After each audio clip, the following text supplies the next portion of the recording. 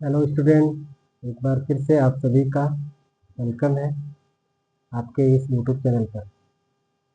आज हम लोग क्लास 9 साइंस में जो आपका फिजिक्स वाला पार्ट है आपका, जो इकाई 3 से स्टार्ट होता है, उसका हमने पहला चैप्टर लिया हुआ है, गति।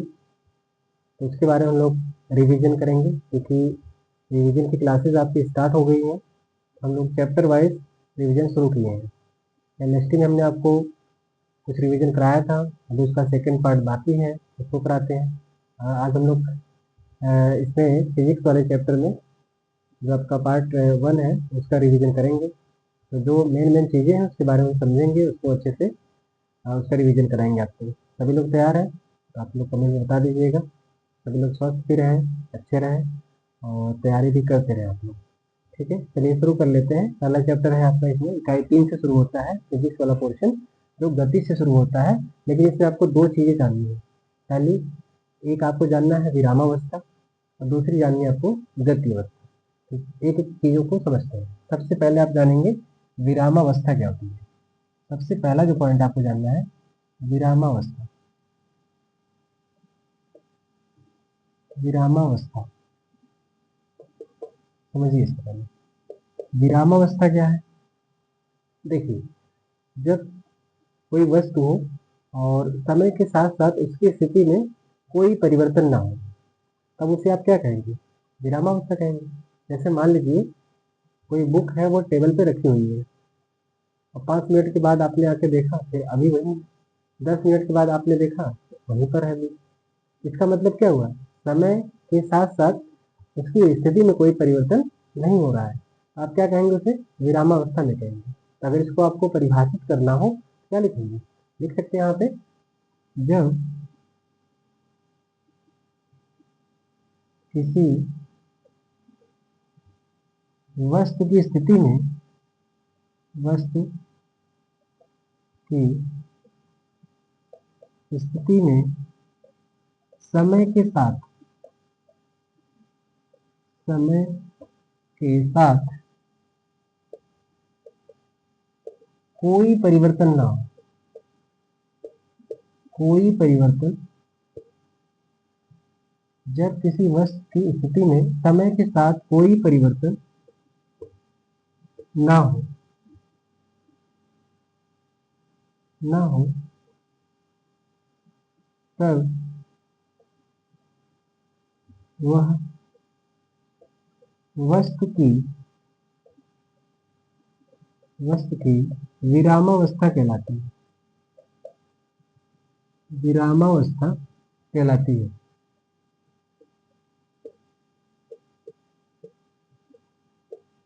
जैसे जो एग्जाम्पल अभी हमने दिया था आपको, जैसे मेज पर रखी हुई पुस्तक, मेज पर रखी हुई पुस्तक, है ना? यही तो बात हुई कि मेज पे जो पुस्तक रखी है, समय के साथ साथ उसकी स्थिति में कोई परिवर्तन नहीं हो रहा है, तो आप उसे क्या कह दीजिएगा?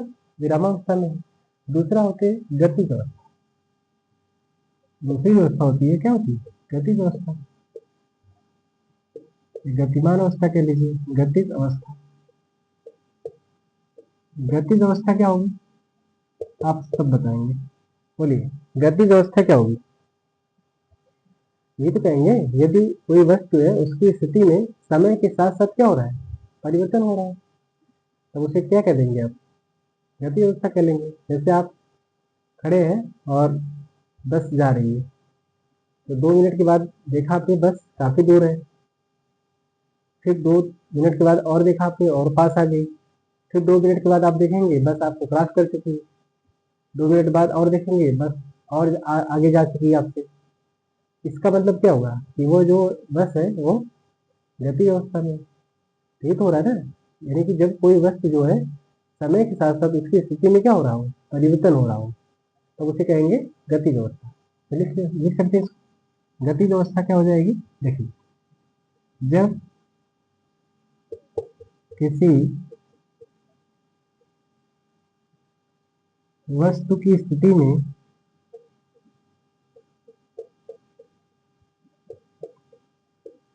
वस्तु की स्थिति में समय के साथ परिवर्तन हो रहा हो, परिवर्तन हो रहा हो,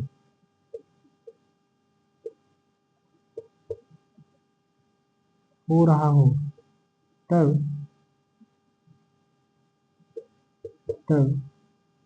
वह वस्तु की गतिज अवस्था कहलाती है। गतिज के लिए चाहे गतिमान के लिए गतिज अवस्था कहलाती है।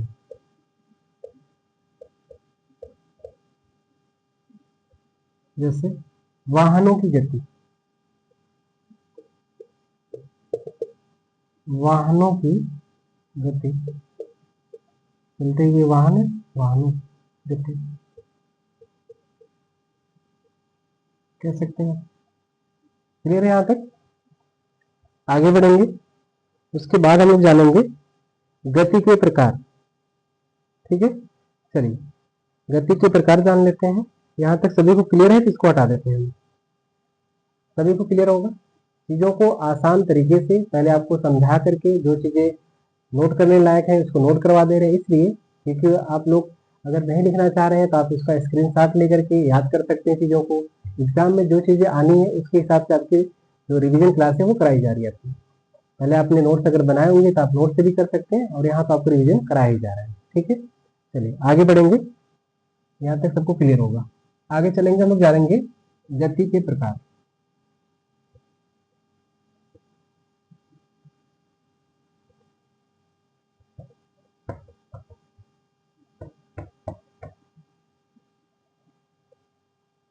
गति के प्रकार,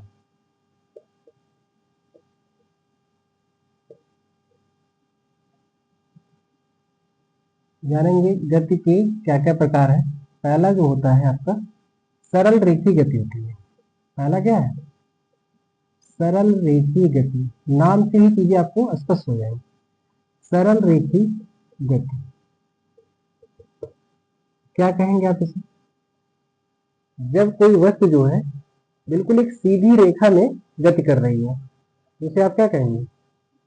सरल रेखीय गति कह देंगे। जैसे कोई कार है बिल्कुल सीधे जा रही है, या ऐसे कोई बॉल है आपने सीधे ऐसे फर्श पे उठा दिया और बिल्कुल सीधी जा रही है, तो उसे हम लोग कहेंगे सरल रेखीय गति।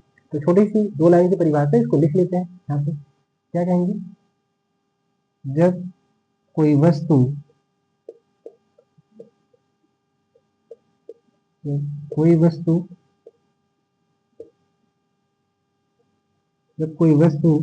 किसी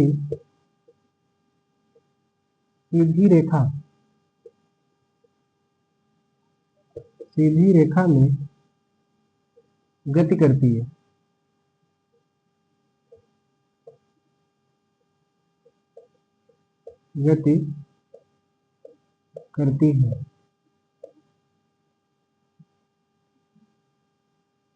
तब उसे क्या कहते हैं? सरल रेखीय गति कहते हैं। जैसे बॉल को आपने क्या किया? लुढ़का दिया क्षैतिज रेखा में, तो उसे क्या कह देंगे आप?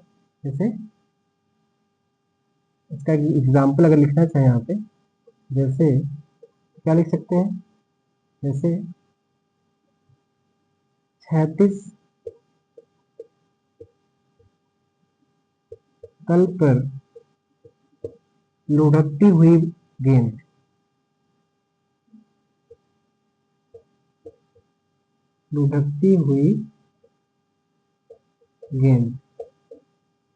ये कह सकते हैं। बिल्कुल तल है, बिल्कुल सीधे सीधे ऐसे जा रही है, तो उसे कह देंगे सरल रेखीय गति। दूसरा क्या होता है? देखिए, दूसरा जो होता है आपका वृत्तीय गति होती है। वृत्तीय गति क्या होती है बताइए? नाम से आपको कुछ पता चल रहा है? वृत्तीय गति क्या है? वृत्तीय गति यानी वृत्त जानते होंगे आप सब, मैथ पढ़ते हैं वृत्त के बारे में। सर्किल गोल आकार में, यानी जब गोल गोल घूमना हो तो उसे कहेंगे वृत्तीय गति। आपको एक एग्जांपल से ये चीज हम कराते हैं। जैसे जब कोई वस्तु जो है, पहले इसकी परिभाषा समझ लेते हैं। देखिए, जब कोई वस्तु कैसे गति करे, वृत्त के हिसाब से गोल आकार में घूमे, तो उसे हम लोग क्या कहेंगे, वृत्तीय गति क्या लेंगे। जैसे आप सब तो अभी नए हैं, हम लोग बचपन में एक गेम होता था, यानी खेल, एक पत्थर का टुकड़ा लेकर के उसको रस्सी में बांध करके और उसको खूब गोल गोल वैसे घुमाते थे, तो वही गति होती थी वृत्तीय गति। पत्थर का टुकड़ा लिया और उसको रस्सी में बांध लिया और खूब उसको गोल गोल घुमाते थे, वो जो गति होती है वही होती है वृत्तीय गति। ठीक है, तो उसे ही कहते हैं। तो इसको अगर आप परिभाषित करना चाहें तो लिखेंगे, जब किसी जब किसी वस्तु की जो गति है, जब कोई वस्तु, ऐसे लिख लीजिए, जब कोई वस्तु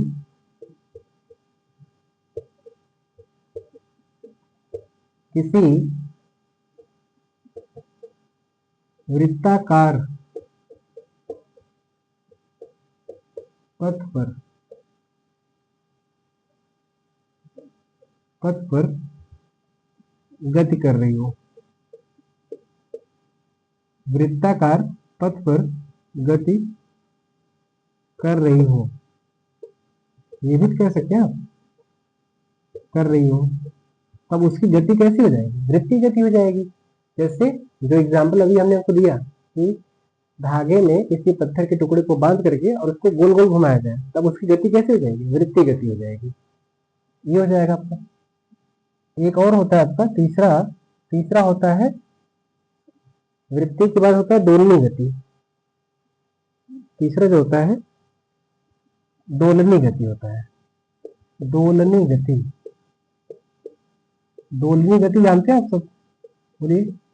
झूला झूले भी नहीं सभी लोग, आप लोग तो झूले भी नहीं होंगे, हम लोग झूला बनाए भी हैं, झूले भी।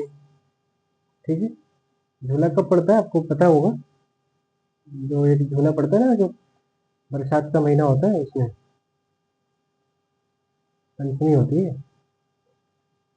तो उसमें जो झूला पड़ता है उसमें नाग पंचमी के दिन, तो उसकी जो गति देखें आप सब, एक बार इधर और एक बार इधर, ऐसे ऐसे है, तो एक बार इधर जाना है फिर एक बार इधर आना है, ऐसे। तो ऐसी जो गति होती है उसको दोलनी गति कहते हैं।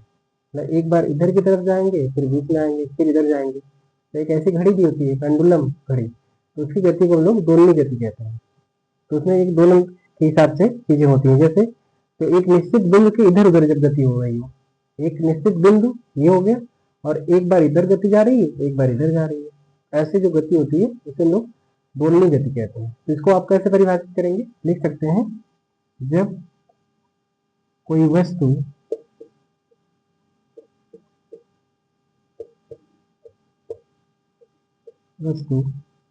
किसी निश्चित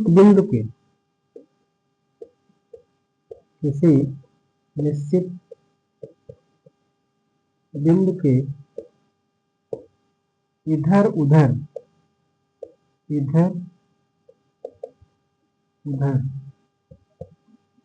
सरल रेखा में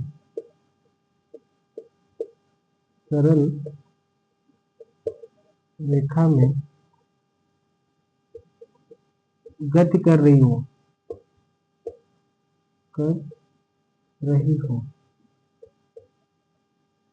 तब उसे हम लोग कह देंगे दोलनी गति। एग्जाम्पल जैसे हमने आपको बताई, आपको जो झूला होता है उसे हम लोग दोलनी गति कहते हैं। ठीक है, तो या तो घड़ी जो होती है पेंडुलम वाली, उसकी जो गति होती है उसे कह लीजिए, या जो झूला होता है उसकी जो गति होती है वो दोलनी गति होती है। क्लियर है यहाँ तक, आगे बढ़ेंगे। सब लोग कमेंट लिखिएगा, कमेंट में करिएगा कैसे क्लासेस चल रही हैं आपको। आगे हम टॉपिक देख लेते हैं, अगला टॉपिक क्या आपका, उसको करते हैं। ठीक है, दो चीजें और कर लेते हैं यहाँ पे। यहाँ तक क्लियर है सभी को, बोलिए। आगे बढ़ेंगे और दो चीजों के बारे में हम लोग समझेंगे, दूरी के बारे में जानना है और आपको विस्थापन के बारे में जानना है। तो सरल रेखीय गति, वृत्तीय गति और दोलनी गति के बारे में चीजें क्लियर हो चुकी हैं। आगे बढ़ेंगे। क्लास कैसी लग रही है सभी लोग कमेंट में कमेंट करके लिखिएगा। आगे चलेंगे, अगला जो टॉपिक आपको पढ़ना है, दूरी के बारे में जानना है और विस्थापन के बारे में जानना है। इसका मतलब समझेंगे क्या होता है ये, ठीक है? दूरी, दूरी जानेंगे, और दूसरा आपको जानना है विस्थापन। इसको अच्छे से आपको समझाएंगे, पहले दोनों चीजें हैं क्या। पहले आपको समझाते हैं दूरी क्या होती है, और उसके बाद आपको जानना है विस्थापन। दूरी को इंग्लिश में लोग डिस्टेंस कहते हैं, अगर आप जानना चाहें जान सकते हैं डिस्टेंस। इंग्लिश वर्ड थोड़ा थोड़ा जानते रहिए। डिस्टेंस क्या होती है, और दूरी के बारे में जानेंगे, और दूसरी चीज आपको जाननी है विस्थापन जाननी है, ठीक। चलिए दूरी के बारे में शुरू करते हैं। देखिए दूरी क्या होती है, देखिए तो कोई वस्तु है एकांक समय में किसी वस्तु के द्वारा चली गई रास्ते की कुल लंबाई, या चली गई कुल दूरी कह लीजिए, उसे हम लोग क्या कह लेंगे, दूरी कह देंगे। कोई वस्तु है एकांक समय में चली गई कुल लंबाई, कोई हम लोग क्या कह देंगे, दूरी कह देंगे। और यह एक अदिश राशि होती है, क्योंकि इसमें दिशा की जरूरत नहीं है, दूरी आप किसी भी दिशा में चले जाइए, दूरी तो दूरी होती है, ठीक है। तो इसको आप परिभाषित क्या कहेंगे, देखेंगे एकांक समय में,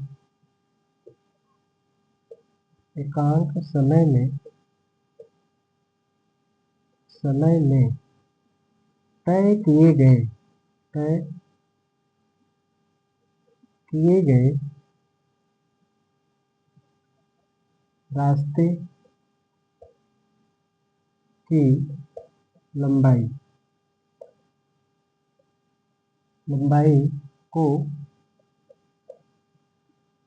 दूरी कहते हैं।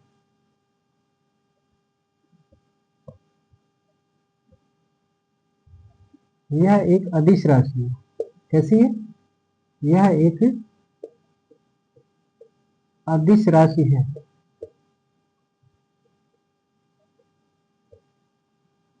क्यों, क्योंकि इसमें दिशा की आवश्यकता नहीं पड़ती है, बस आपको लंबाई नापते चले जाना होता है। ये हो गया आपका। दूसरा है डिस्प्लेसमेंट, डिस्प्लेसमेंट या जिसे आप विस्थापन कहते हैं, उसके बारे में जानना है आपको। विस्थापन क्या होता है, देखिए कोई गतिशील वस्तु है, ठीक है, तो उसके द्वारा जो है,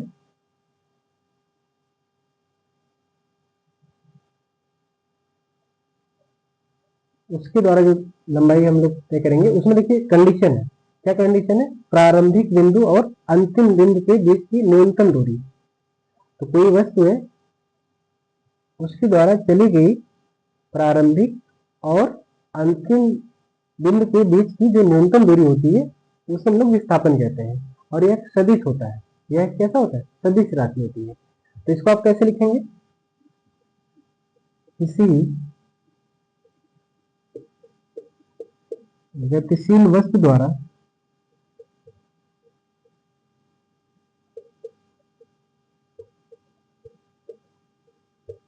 वस्तु द्वारा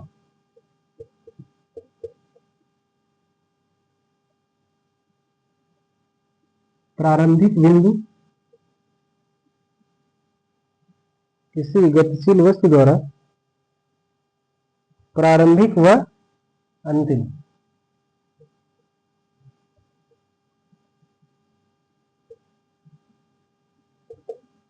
प्रारंभिक व अंतिम बिंदु के बीच की न्यूनतम दूरी, की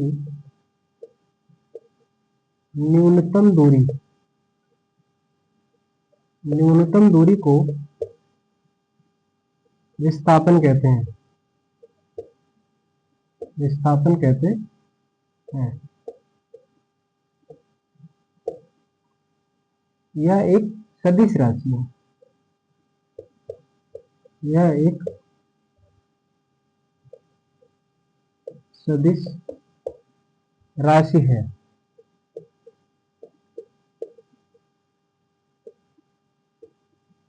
ठीक है। जैसे अगर इसको समझना है आपको, तो कुछ इस तरीके से हम समझ सकते हैं। देखिए ये हो गया, इस तरीके से हमने मान लीजिए कुछ बना लिया यहाँ पे। अब इसकी हम लोग लंबाई चौड़ाई बना देते हैं। चलिए मान लीजिए ये 4 है, ये 3 है, ये भी 4 हो जाएगा और ये भी 3 हो जाएगा, और ये हमने मिला लिया इसको। चलिए तो मान लीजिए हम लोग यहाँ से ए बना देते हैं इसको और इसको बी बना देते हैं और आपको समझाते हैं विस्थापन। देखिए और ये हो गया आपका सी और इसको डी बना लीजिए। हम कह रहे हैं कि हमको विस्थापन चाहिए, कोई वस्तु है ए से चलनी शुरू की थी और वो अभी सी पर है और इसको हम लोग मान लेते हैं 5 चाहिए। चलिए अब आपसे पूछे हैं यहाँ पे दो चीजें आपको बतानी है, यहाँ पे दोनों यहीं पे समझ लेते हैं। देखिए विस्थापन और दोनों चीजें समझते हैं। देखिए अगर आपसे पूछे हैं कि ए और सी के बीच की दूरी कितनी है, ए सी, जब आपसे पूछे कि दूरी ए और सी के बीच में दूरी कितनी है, ए से सी तक की दूरी कितनी है, तो आप क्या बताएंगे 4। पहले आप ए से बी गए और यहाँ से फिर यहाँ तक गए, तो 4 और 3 कितनी होगी 7 हो जाएगी। रास्ते की कुल लंबाई 4 और 3 कितनी हो जाएगी 7 हो जाएगी, सेंटीमीटर में आएगी। अगर आपसे पूछे हैं विस्थापन बताइए, ए से सी तक का विस्थापन कितना है, तो आप क्या बोलेंगे, ए पर थे और ये प्रारंभिक बिंदु हुआ और ये अंतिम बिंदु हो गया, तो यहाँ पे पहुंचे सी पर, इनके बीच की दूरी कितनी है 5, तो विस्थापन कितना हो जाएगा 5 सेंटीमीटर हो जाएगा। तो फर्क आपको पता चला। देखिए जब दूरी लेंगे तो आपको पूरा सबको देखना पड़ेगा, यहाँ पे यहाँ से चले फिर यहाँ गए, ये टोटल करेंगे आप।